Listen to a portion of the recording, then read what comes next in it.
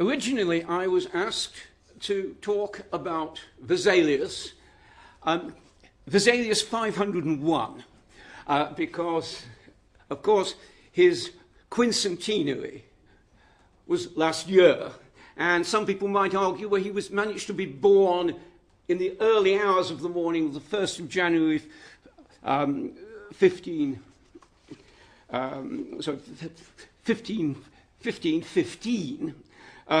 So we're still in that commemorative period. And indeed, the discoveries about Vesalius this year by a variety of scholars have been quite remarkable. We've learnt a little bit more about some of his visits to Germany, which were doubted by O'Malley in his great biography. Greek, Belgian, and Spanish scholars have been working on Vesalius's last days, that mysterious pilgrimage to Jerusalem, which ended up with him dying on a Greek island. And we know now that he went to Jerusalem on official business with the permission of the King of Spain to hand over the annual tribute to pay for the upkeep of the Christian sites in the Holy Land. We've learned a little more about the fabrica, its illustrations, and its impact. And distinguished anatomists have commented about this or that aspect of his work. There has, of course, been a spate of publications, not least this huge 2-volume English translation of the fabrica, not just the fabrica of 1543, but the changes in the second edition, which were extensive, and some of the major changes in the notes that Vesalius wrote at the end of his life. But far more significant, in my view, was the reappearance in summer out of a bank vault in the United States of Vesalius's own copy of the anatomical principles, Institutiones Anatomicae, which he published in 1538. This copy had last been seen in public in 1998, when it was sold in London at the sale of the books belonging to Haskell Norman. And it was bought by somebody. No idea who had bought it. Christie's refused to let me know. They said it was a private individual. And my inquiries had got nowhere. Perhaps the biggest exhibition last year was held in Toronto, at the Fisher Library in Toronto, where the 1555 copy of the Fabrica is deposited. That's the annotated copy. And they put on an amazing exhibition of works to do with Vesalius.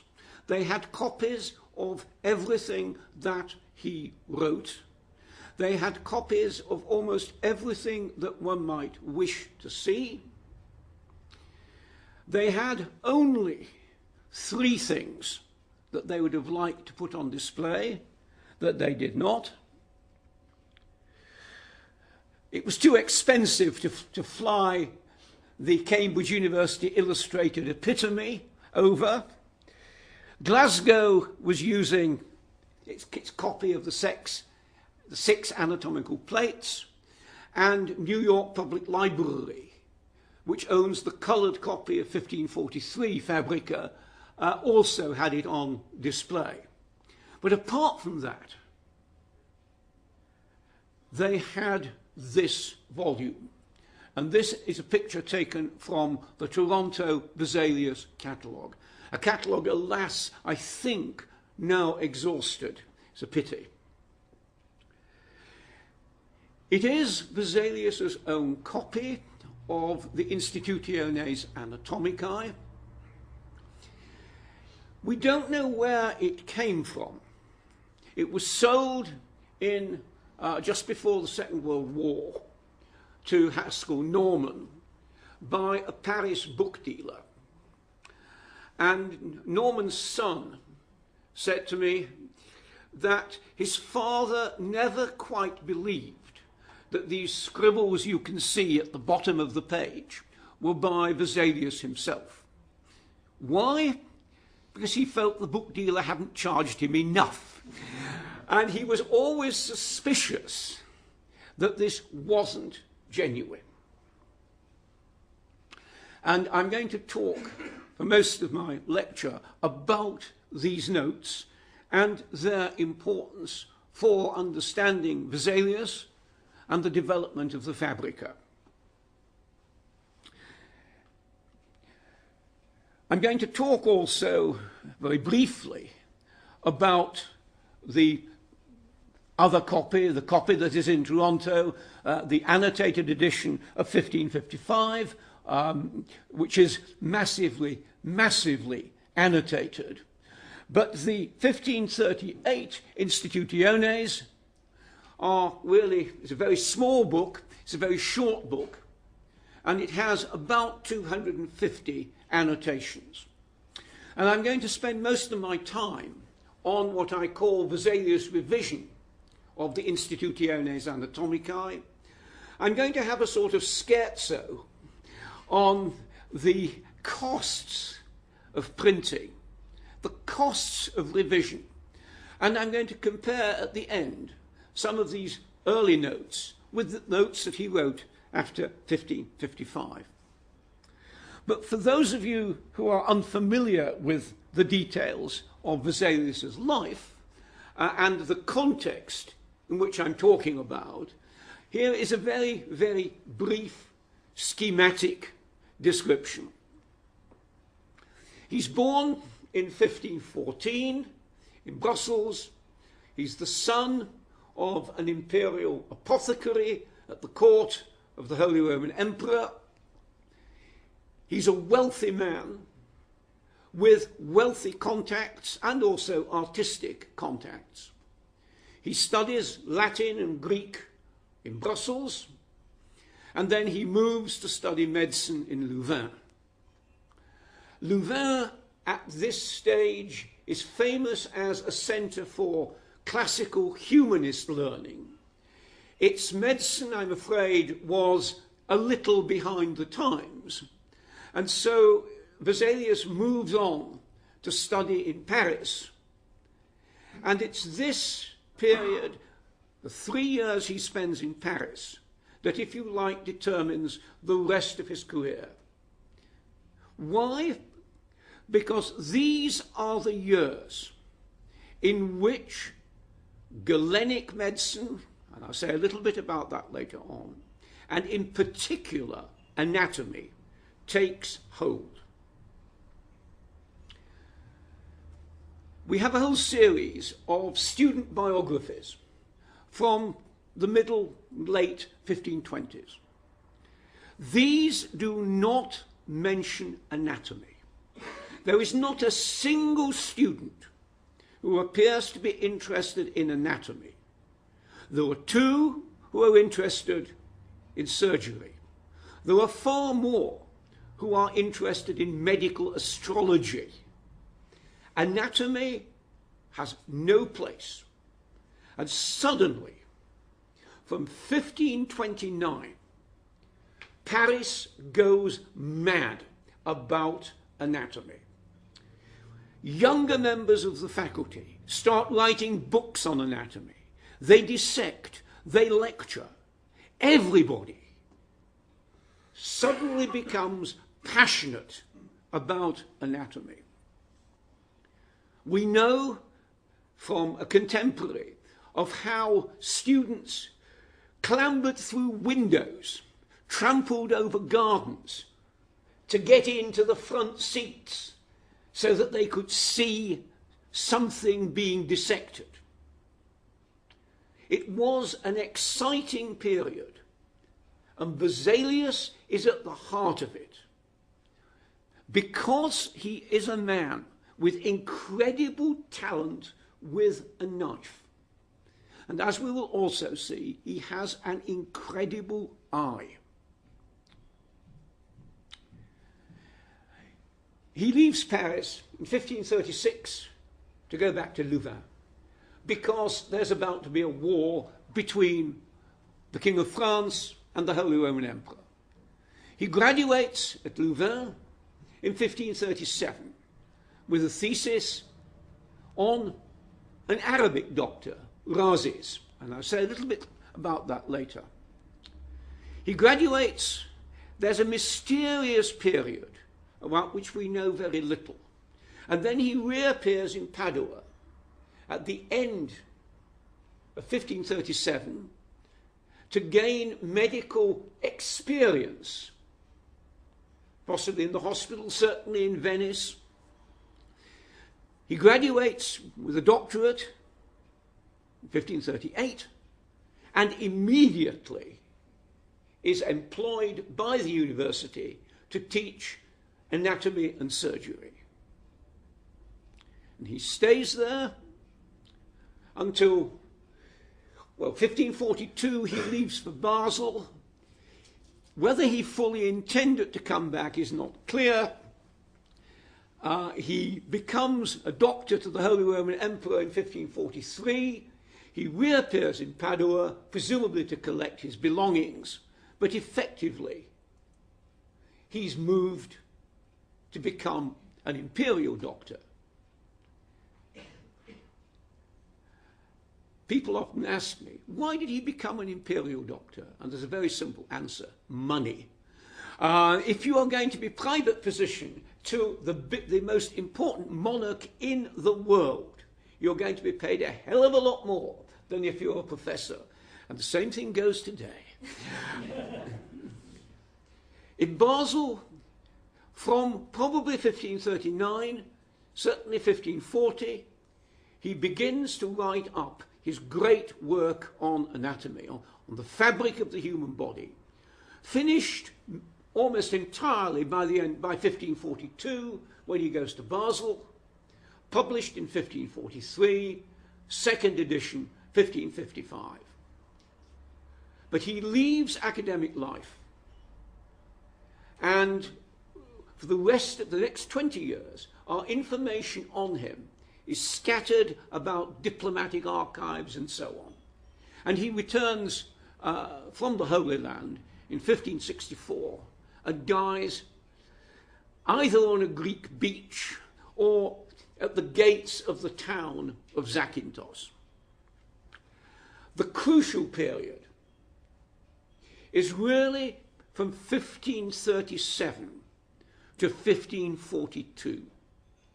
That is the period at which the Fabrica, this great book you can see in the display cases, took place.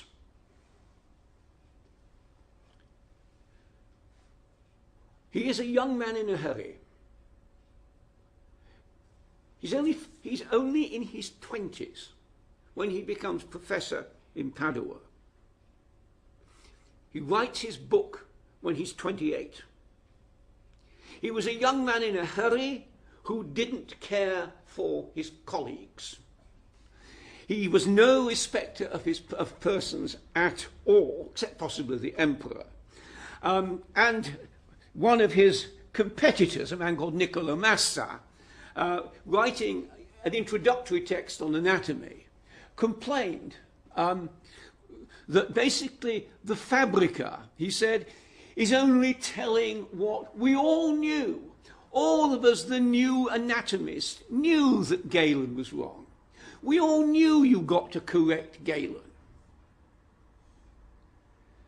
And indeed, he said, I could have written the Fabrica, except that Vesalius is a bachelor, and I've got a wife, several children, and a medical practice, and I really just didn't have the time. You can explain the Fabrica in so many different ways. But one should also note that throughout his life, Vesalius is also very good at disguising his debts to others. Now, modern historians have sort of, on the whole, dismissed other people's criticisms of Vesalius as misguided. But they've always been very critical of his treatment of his teacher in Paris, a man called Johann Gunther von Andernach. And in particular, of Vesalius' publication of a second edition of Gunther's little anatomical textbook. It was originally printed in Paris in 1536. It was instantly republished in Basle by Lasius and Platter, and this is a copy of the Basle reprinting. In his book, and it's a very tiny book, it's only about, well, it fits into a pocket, I can tell you. I know because I once walked out of the welcome with it in my pocket.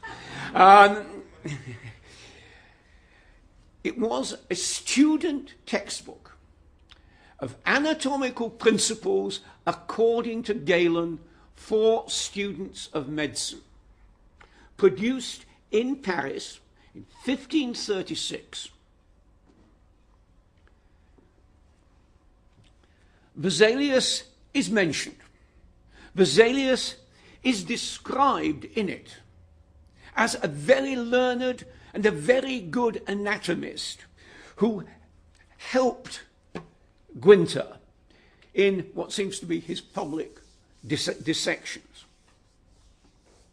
But in 1538, Vesalius publishes his own revised edition. And here is the title page. What should you notice straight away? And that is that the name of Gunther comes down into lowercase letters, and the name that is in capital letters is Andreas Vesalius. It is a substantial revision of Gunther's book. It was published in 1538, just after Vesalius began teaching in Padua. In the preface, he says, Gunther is a most kind and learned man. But the whole book is represented as Vesalius's own. He is the name in capital letters. His justification for this is twofold. He says, there were a large number of printers' errors that required correction. Yes, but Bernardino's printing is even worse than the Parisian. And secondly, he said, many people have come up to me and asked me to revise it, which is a little disingenuous, since he'd only started teaching a couple of months before. Gunther at first reacts magnanimously. He accepts many of Vesalius's corrections in his own revision, and he keeps the passage of praising Vesalius in the later editions of his own book. Others, of course, and they include Vesalius's own contemporaries and modern scholars, were less than generous. And they all, if you like, regard this as an example of Vesalius's eye for the main chance. Almost as soon as the book was published, he began a revision for a further edition. Now, the first question really is, are these notes by Vesalius. And they are.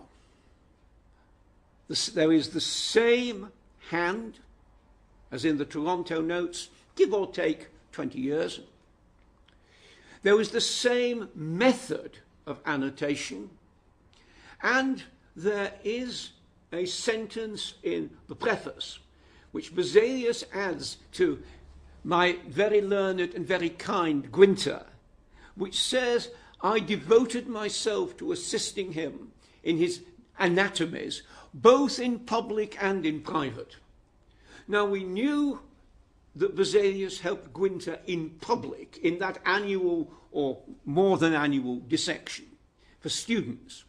We didn't know until this note that he'd also acted as dissector for the little group of conoscenti students whom Gunther assembled, perhaps even in his own house. And you can, if you like, interpret this note either as being sort of explaining his relationship to Gunther, or as saying, look, Gunther wrote this book, but I did the real work. This is really mine. And so I've no shame in putting my name in capital letters. What's the sort of thing that he does? Well, he changes a few words.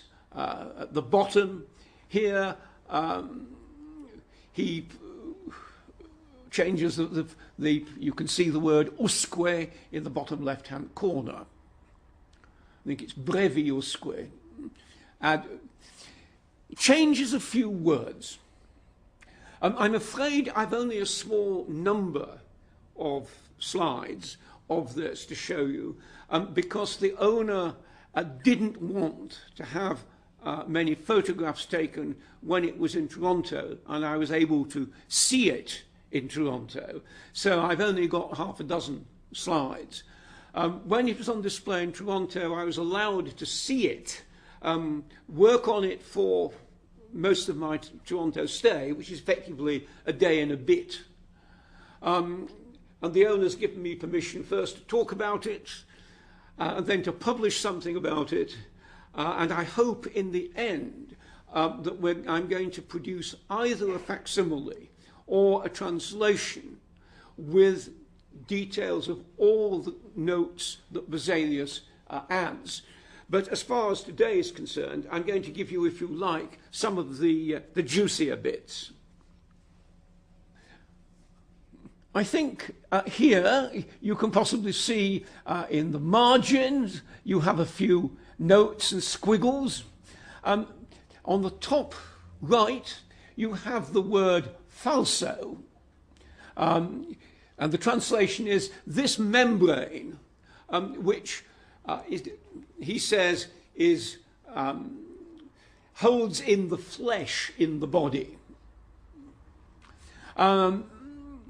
has been doubted by many people because of their ignorance, and they say that it can't be found in animals. This is an addition that Vesalius made in 1538, and he adds falso, falsely, to his notes, sort of emphasizing the ignorance of his competitors. These notes were originally intended for publication. He uses standard printers' correcting marks, and on 3 occasions he addresses the printer directly. He says that he makes a mark at one point on page 10 and says that the words are an error by certain people relating to the tunics of the lower abdomen, an error produced by their ignorance of the peritoneum. and he says, add this. But I tried to write it in the margin, and you can see he began. And then he says, I couldn't put the words in the margin. On another page, he says, if there's a space in the margin, I want you to add a section which talks about a mistranslation of the word for the jejunum, which he says Gunther, I think, had got wrong. Unfortunately, I've been unable to find that particular passage, but he says to the printer, please place it in the margin if you can. And on the third note, which you've already seen, at the bottom here, he says he wants a comment to be placed in the margin showing that Galen was in error, or rather that Galen was indecisive. And he says in book 4 of the anatomical procedures, Galen left out 4 of the muscles of the lips, but in book 1 of De Usu Partium, he only left out 2. Please put this in the margin.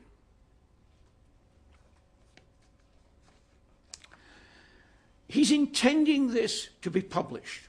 He's intending it to be used, as Gunther's book had done, as a sort of book to bring along as a student, to use while watching the dissection. Because in another note, he says, if you look carefully, you can see the seminal vesicles. If you look, clearly aiming at a new audience.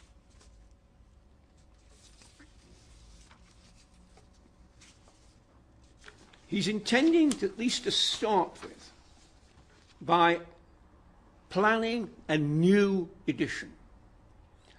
None of the changes appeared in any later edition of this book, whether we're talking about Vesalius' own revision or Gunther's own revision. And there are several reasons why I think this book was never handed to the publisher. And the first, and this is, I think, what these notes tell us, is that Vesalius is beginning to change his mind. He's beginning to change his mind about various aspects of Galenic anatomy.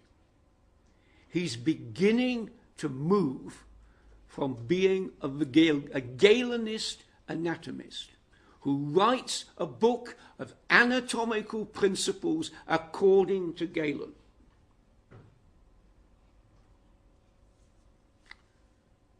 When does he change his mind? Can we date the notes? Well, I shall show you in a minute that we certainly can to a certain extent.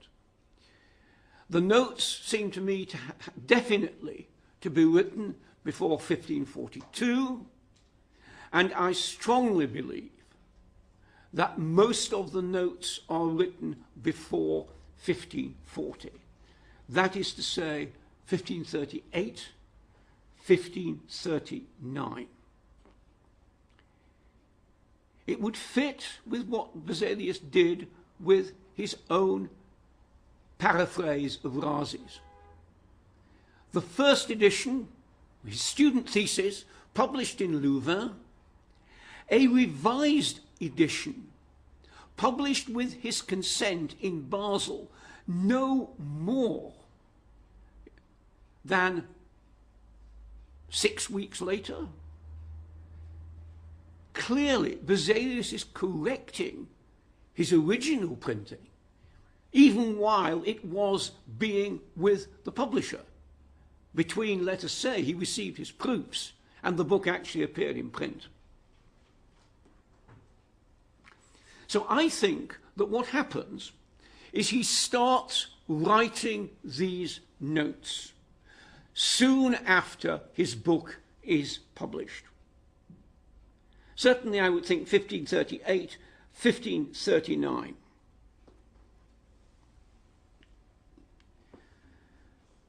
Most of these notes, all these notes are in the same hand.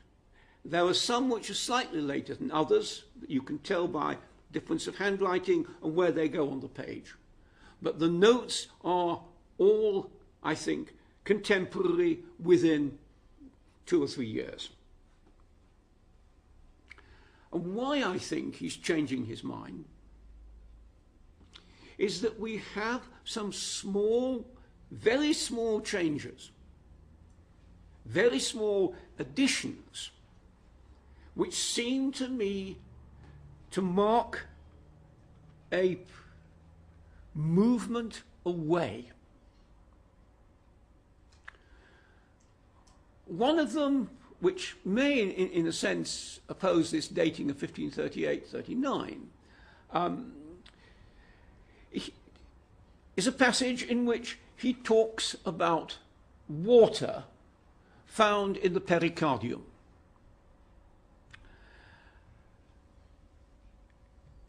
Galen had argued that water, there was always a certain amount of moisture in the pericardium, in the living, and it was essential to keep the pericardium moist because the heart is hot, and so you need something to, if you like, dampen down the pericardium.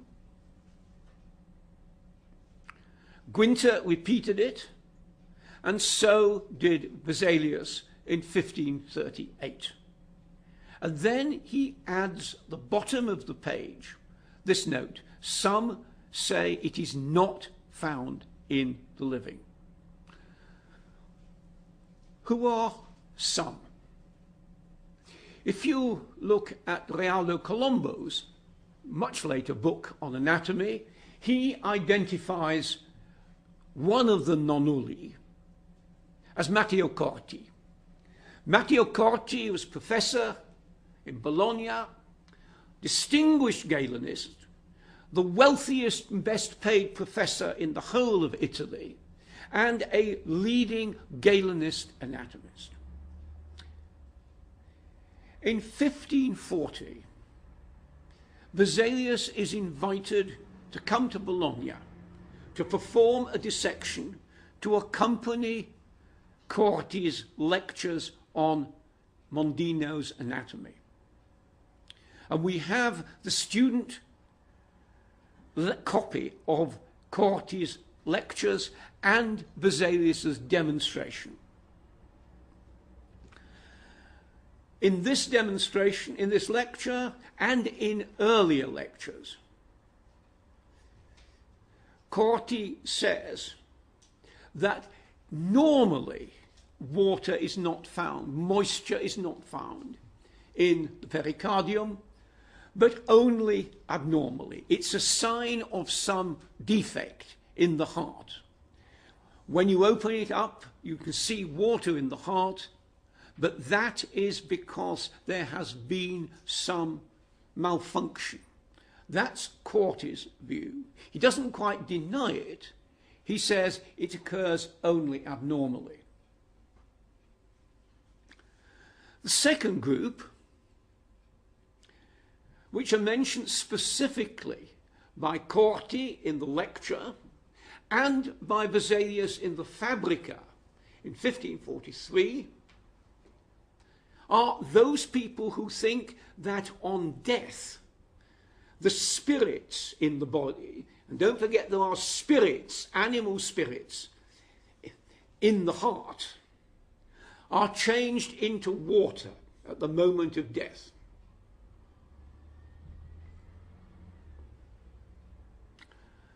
This is a view that in 1543 Vesalius opposes. He says so here, in a sense. But he also, in 1543, writes a very, very, very long section on this point, not least because there was a theological trap. And he says, I don't want to go any further. When people talk about spirits being changed into water upon death, because it then is going to, if you like, trespass on theological matters, because of that theological question, which is what was the water that came from the side of the crucified Christ. It's a theological trap. And don't forget, this is the period of the Inquisition, and in the 1530s and early 1540s, it's a period at which people are getting extremely worried in Venice and North Italy. 1555, most of this section is deleted, the second edition. Interestingly, also in 1540 and in 1543, Vesalius reports many experiments he's carried out on animals, and experiments or his experiences with humans shortly before dying, when he said, I did indeed find moisture in their hearts. But I am, in 1543 and in 1540, he says, I am not going so far as to deny the possibility that water is not found in the living. Is this a reference to his debate with Corti? In other words, is it a note of 1540, 1541? Possible. It's also, I think, something where people could have said to him, well, of course you know that Professor Corti disagrees, because immediately this is one of the things that Vesalius seems to mention to Corti as a point at which he knows that they are going to disagree in their debate. Unfortunately, I apologize, I haven't got a slide of this. We'll take another one. This curious note at the top of the page on your left, which says, this has never been, I translate, this has never been noticed by anybody before. What is this? It took me a long while to work this one out. Actually, it's the squiggle in the margin is also part of a different note, which is what confused me. Here in 1538, Vesalius added to Gunther's Institutiones the comment that underneath the scalp, you can go down, you find something which is on top of the skull, which is the periosteum. And he says this is different from what people call the pericranium. And in his revised notes, he adds, and this has never before been noted. In other words, what Vesalius claims to have found are two layers of the skull beneath the actual skin and flesh. If you look at, all previous anatomists, as far as I can tell, say we have a layer of skin, flesh, and the pericranium. Vesalius, in the Fabrica and in the lectures, says we have flesh, we have skin, flesh, another layer, and at the bottom, the true periosteum. What's he talking about? It's very complicated, both here and in the Fabrica. And Charles Singer, in his translation of Vesalius and the brain, got it 100% wrong. I think that what he's doing is that what people see is the galea, the aponeurosis, that sort of membrane-like thing that you can see beneath the flesh of the scalp. And Vesalius, I think, scrapes this away to see the actual true membrane that surrounds the bone, the true pericranium, the true periosteum. This, if I'm right, is something that Vesalius discovers 1537, 1538, something he's more and more convinced about, and here in this note he emphasizes it. There's also a whole series of other little additions and changes. There's something on, for instance, the muscles, where he adds the muscles of the arm, where he adds a comment to what he himself had originally written in 1538. He deletes, for instance, a passage on the uterus. He deletes a passage he'd included about veins in the cervix. I think one has these little changes. And then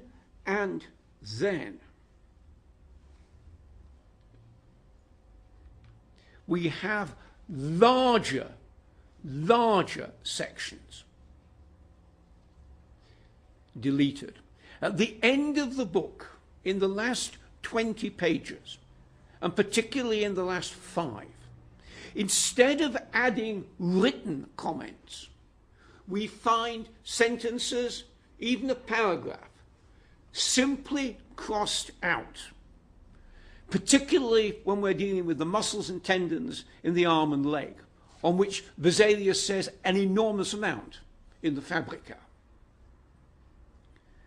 And I think that what is happening here is that he's going through correcting what he'd earlier said and is discovering that you cannot fit this sort of correction into the small format of an undergraduate treatise. Now, this at first sight, he's moving away from Galenic, but this at first sight also contradicts another little point. You can probably see in the right-hand margin the number 89.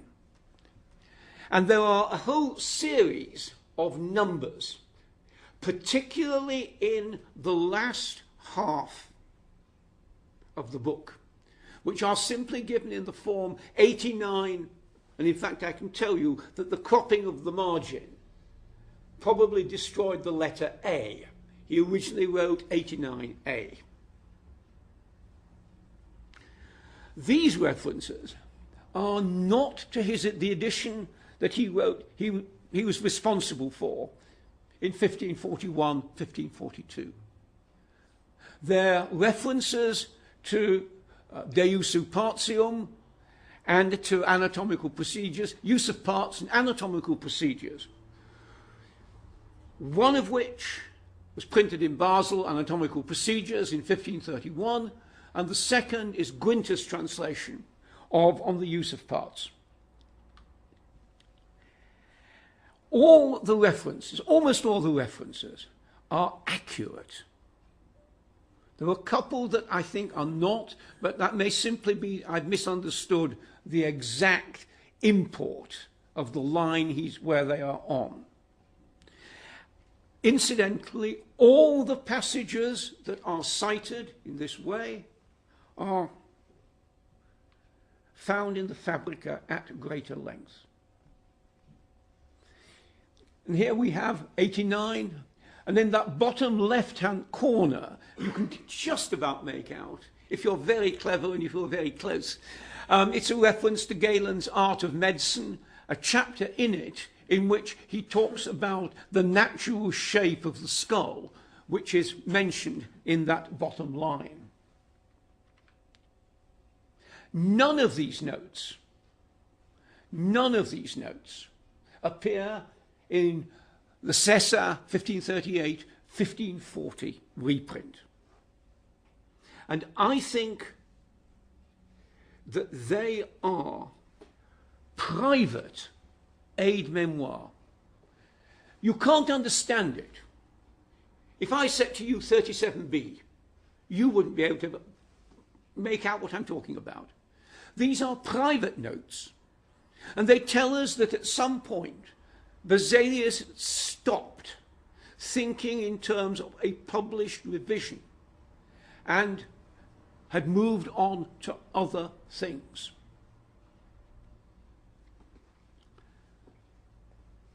My view, for what it's worth, is that some of these texts, and particularly the last 20 pages, are the point at which Vesalius stops being a Galenist anatomist and decides to write the Fabrica. Now that's a big exaggeration, I know. But I think what we've got in these notes is that move away from a model suggested by somebody else to his own writings. Now for the scherzo. The history of both Gunther's book and Vesalius is extraordinarily complex. We don't know when, for instance, this second printing was done. Was it 1538 or was it 1540? But I want to raise one little question. Vesalius, in his paraphrase of Rhazes and in this book, is clearly intending to reproduce, to have a second edition. This is extraordinarily rare. I cannot find, as far as I'm concerned, any example at this date of an author agreeing to publish a revision of his own book within a short period of time. There are reissues by printers. A printer in Lyon will republish a book in Basle, from Basle. But somebody who is constantly looking to reprint, re-edit his own book is unusual. One can find perhaps examples in collections of letters where second, third editions are produced by adding other blocks of letters at the end. But that's not quite the same as somebody revising, recorrecting, re-editing his own book. And as we've seen, if you like, editing a book not once, but twice. And he does this for the Fabrica. He does this for that hugely expensive production. And I think it's also part of Vesalius' awareness of what print can do. That second edition cost a hell of a lot of money, most of which, I'm convinced, was put up by Vesalius himself. The Fabrica is a work of art. There's only one book like it, published before the Fabrica, the Basle printing of Fuchs's Herbal. And when Oporinus received the Fabrica to print, this gave him an opportunity to break into the mainstream. The Fabrica made Vesalius' name. It also made the name of his publisher. And there's no other book that goes through revisions like the Fabrica until we come on to Mattioli's Herbal from the late 1550s onwards. And I love giving, this is totally irrelevant, but this is one of my most favourite pictures, the bone-breaking bird who attacks a pelican by dropping stones on it.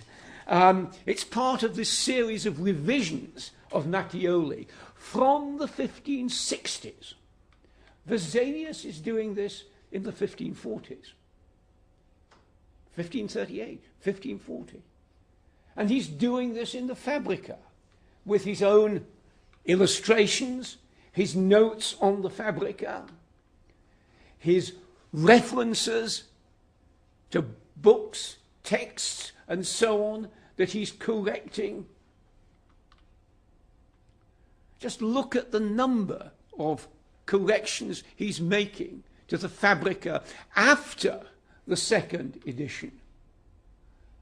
They're page after page. I'm just running through a series of consecutive pages, all of which demand changes, all of which demand money. And the one thing I'm convinced about is that if Oporinus had heard that Vesalius was thinking of producing another edition of the Fabrica, he would have been scared to death. These things cost money.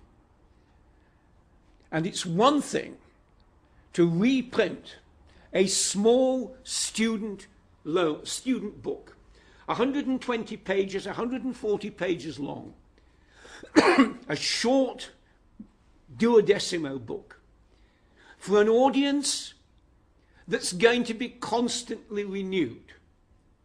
Law texts, theological texts, are being constantly reprinted and reissued in up-to-date editions.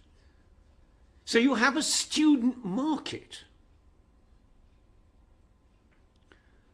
The Fabrica is an entirely different kettle of fish. And how the printer is going to deal with Vesalius's instructions like this, in which he's told how to put a correction into one of those illustrations. When you've inserted a sliver of wood, let the letter N replace OU. It's probably Vesalius' handwriting was at fault at the start. Or look at this, which demands a complete recutting of an illustration. Oporinus still had the blocks and other. I could go on with the sort of illustration. I've showed some people here some of these illustrations, these corrections before. This is the organ of smell. Words changed. Plates changed. And just look, this is blown up to a considerable extent. And you can just see at the end of that line a tiny, tiny outline, a gap in the outline of the toe, which Vesalius wants to be filled. And Vesalius redraws that bit of outline. I said at the start, Vesalius has an incredible eye. His annotations, like this, show it. I couldn't see some of these changes until I blew them up onto my computer, 3 or 4 times the size.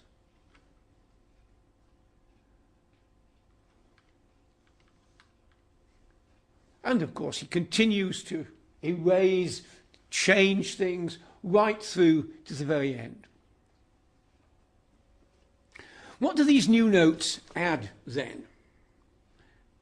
They add, first of all, further information about Vesalius as a corrector. Vesalius is obsessive. I think we've got to say that. He wants to get things right.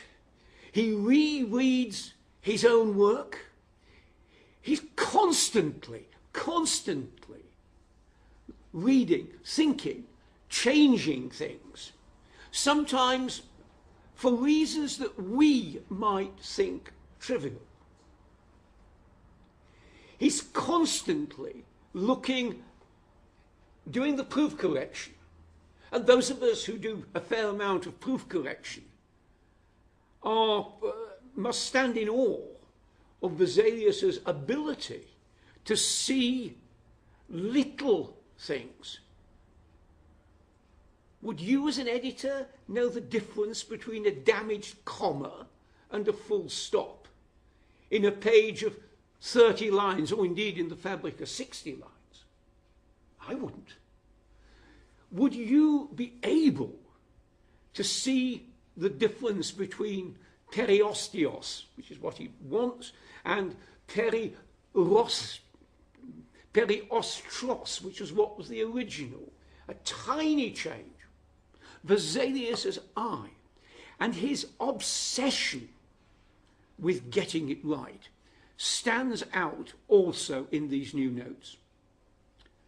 But perhaps the real crucial thing, and I've been working on these notes for the last year, and I'm getting more and more convinced, is that the truth. These notes are part of that movement away from Vesalius as the Galenist, Vesalius as the dutiful student of Gunther, Vesalius as somebody brought up in Paris to revere Galen's anatomy, and indeed to publish a book called Anatomical Principles According to the Opinion of Galen.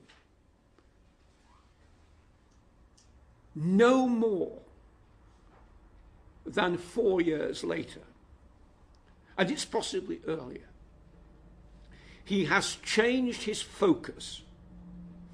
He has become the Vesalian anatomist. And this is why I think these notes are so crucial. They show you the change, and they show you with those marginal references passages that he's going to discuss at greater length in the Fabrica, caused by a revision, a rewriting, a going back to Galen. I've been fortunate. Toronto managed to get permission for me to see these notes. The owner has given me permission to talk about them. And it really has been a privilege to be able to do this and also to show you some of them this evening. Thank you.